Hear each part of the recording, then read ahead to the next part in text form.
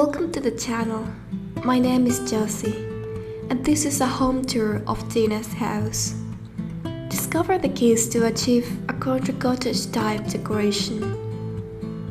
Country cottage style, upholstery, and cushions. The motifs and colors should give freshness to the environment, such as white, stripes, and flowers. It is important to mix patterns with smooth elements and light tones so as not to overload the decoration. Wood in the country cottage style, especially white, is the most used material for furniture, walls, ceiling, beams, and floors. Since being a type of decoration inspired by country houses, it adds a natural and rustic touch to the environment. Mirrors, paintings, and photographs. Windows, repurposed as mirrors, add an important focal point to any space. Not to mention, landscape paintings and flower arrangements are the most used.